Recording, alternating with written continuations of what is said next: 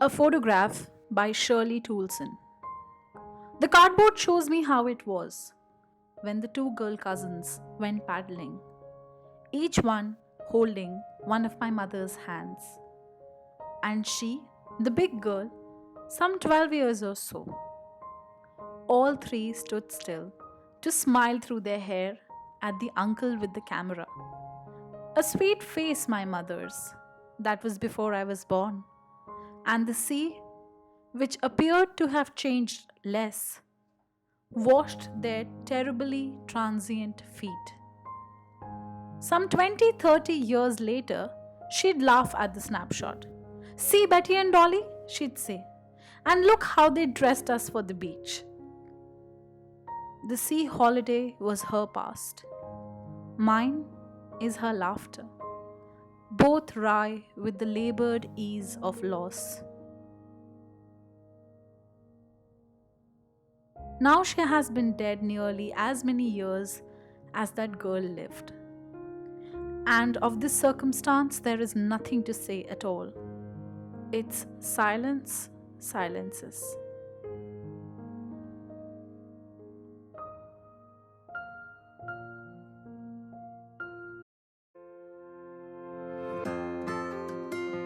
When was the last time you actually printed out a photograph and framed it?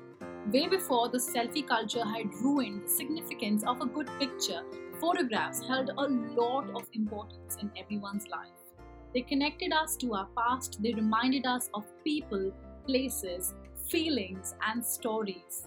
The poem we're going to talk about today is A Photograph by Shirley Toulson. This is a poem written in memory of the poet's mother as the poet stumbles upon an old photograph of her mother. In this tutorial, we will go through a complete paraphrasing of the poem. We will notice the important phrases, we will analyze literary devices, and then we will follow it with a theme discussion. First, let me quickly tell you a little bit about the poet Shirley Toulson. Shirley Toulson was a poet, teacher, educational journalist, and editor, and the author of books about walks along the ancient tracks of roads of Britain. Shirley had made a breakthrough with her eloquent account of the lives, countryside, and people involved in bringing livestock from Wales to England.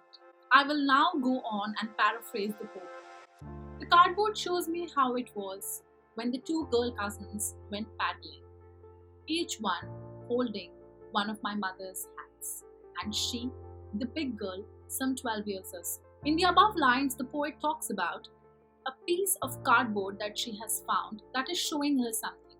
Here, the cardboard itself signifies the photograph that she has found, which is either framed with a piece of cardboard or a part of an album made of cardboard. The picture shows three sisters who had gone paddling to the beach, which means walking in shallow water. The girl in the middle was the poet's mother, who was also the eldest amongst three sisters. She was about 12 years old when the picture was taken. All three stood still to smile through their hair at the uncle with the camera. A sweet face, my mother's. That was before I was born. And the sea, which appeared to have changed less, washed their terribly transient feet. All three sisters can be seen standing still in the picture as they are posing at their uncle, who's the one who took the picture with his camera. The girls were trying to smile through their hair, which means that the wind at the beach was blowing their hair and scattering it all across their face. So the girls were trying to hold on to them to try and pose for the picture. Here we see the poet describing her mother as a young, innocent girl with a sweet face. Clearly, this picture was taken a long time before the poet was born, and a lot has changed since that time. A lot of time has passed since then, and her mother evidently must have gone through the process of aging. What has not changed here is the sea, which still looks the same. We notice that the poet is contrasting the mortal or transient nature of humans against the immortal and eternal nature of the sea that has not gone through any changes since the time the picture was taken. I want you to notice the phrase washed their terribly transient feet.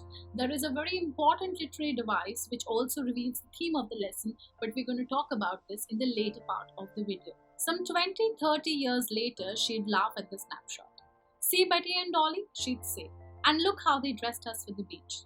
Now, about 20-30 years have passed since the photograph was taken, which means that if the poet's mother was 12 years old when the picture was taken, she would now be around 32 to 42 years old. Please notice that mentioning the sea holiday in the first paragraph is the poet's attempt of trying to show you a memory of the poet's mother. And now, talking about so many years that have passed, how the photograph was shown by the poet's mother to her is reference to the poet's memory. This is the poet's memory where the mother was showing her the photograph and telling her to notice her aunts, who were the mother's cousins, Betty and Dolly. She was laughing at the way they were dressed in an old-fashioned way for the beach. The sea holiday was her past. Mine is her laughter. Both wry with the labored ease of loss. Here we see the poet identifying how the same picture holds two separate memories for two separate people. The picture reminded the mother about her sea holiday with her cousins when she was 12 years old. She was sweet and youthful. However, for the poet, the photograph was a reminder of her mother's laughter. That memory when the mother would show her the photograph and laugh heartily. Both memories for both the people are wry, which means they are dry and are mocking in some sort of way. The reason for that is that both the memories are tainted with loss. They are sad memories that talk about a phase of life of the mother and the poet that is permanently lost and will never come back. The mother lost her youth and the poet lost her mother. Both losses are irrevocable. Now she's been dead as many years as that girl lived. And of this circumstance, there is nothing to say at all.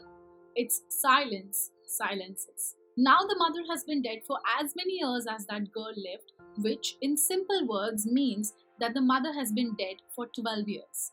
And of this circumstance, which means this sad situation, there is nothing that can be said that can actually ease the pain of the poet.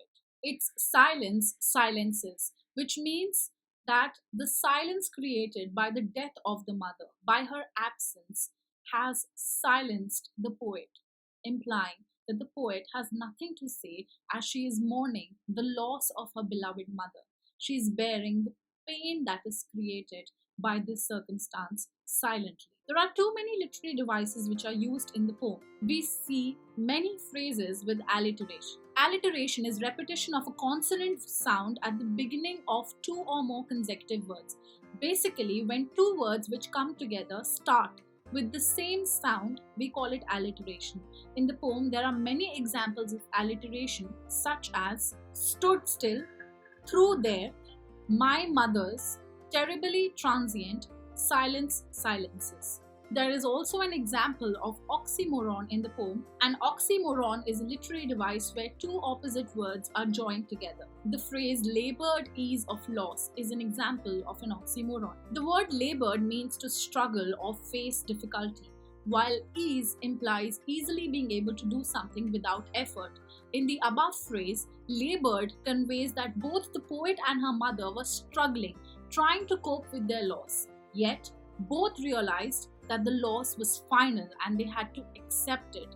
Therefore, ease of acceptance as it was a permanent change. This makes labored ease of loss an oxymoron where two opposite words are used together. The most important and a bit tricky literary device that is used in this poem is transferred epithet. The word epithet literally means an adjective, which is a describing word.